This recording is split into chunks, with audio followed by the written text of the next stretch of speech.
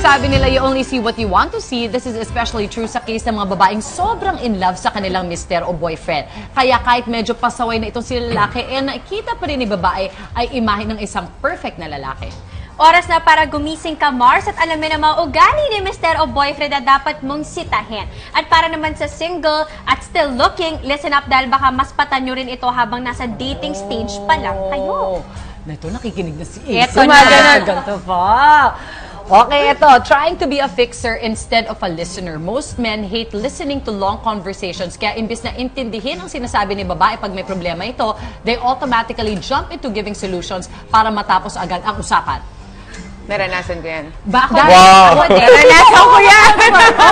Yung ganyang ugali, dati. Yung parang maghihinga ka ng sama ng loob mo. Sabihin sa'yo, hindi kasi kasalanan mo yan eh. Dapat ganito yung gawin mo, ganito. Ganon, yung parang, hindi pa nga ako tapos eh. Parang lagi kang sisisihin. Yung parang kaya nagkaganyan kang problema dahil din yan sa'yo. Teka, isa lang ako ha. Isang lalaki lang ako dito. Kaya mo to, pakisado ka. Ikaw, Mars. Ako naman, hindi naman yung ibabalik sa akin dahil kasalanan ko. Nagbibigay siya kaagad din ng solusyon. Tingin ko dapat ganito yan, lalalala. Positibo naman. Pero totoo yun eh, may mga bagay na ang girls, they just want you to listen to what she's going through. Parang ganyan. Kasi syempre gusto natin yung boyfriend natin, best friend din, di ba? Gusto natin sila yung unang makakakinig kung ano yung nangyari kanina or pinagdadaanan mo. Yeah. Ako naman, parang iba lang papadudo. Parang hindi naman ikaw lang dinidiin. Baliktad kasi ako ang ganon. Yung ako yung itong pwede mong gawin. Ganyan. So medyo different din siya. Si Paolo, matyaga siya magkwento. Hindi ko lang alam kung nag-tune out siya. Pero parang naalala naman niya yung mga ibang. Kasi sobrang detalye talaga eh. Ito nangyari. Tapos huminga ako. Tapos after nun sabi ko, ako nga parang hindi ko na matatapos. Oo, tama. So ako naman, pag siya yung nagkukwento, which is bihira din siya magkwento. So feeling ko, pag nagkukwento naman siya sa akin, humingi siya sa akin ng advice. O ito ang pwede mong gawin. So, baliktad. Could be. Baliktad naman siya. Oo, kasi ang lalaki, ganun ba kayo? Pag nagkwento na kayo sa babae, ibig sabihin nun, you're also asking us for our opinion. Correct. Kasi ang lalaki, kunyari, busy daw kami.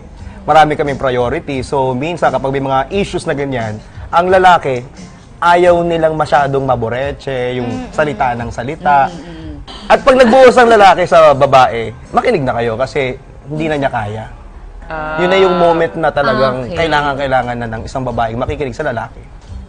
Madalang mangyari yan, pero pag nangyari yan, makinig ka na para ikaw yung to the rescue naman. Pero syempre ang lalaki lagi may problema. Pag may problema ba, sinasabi nila sa best friend din nilang lalaki? Ganun ba yun?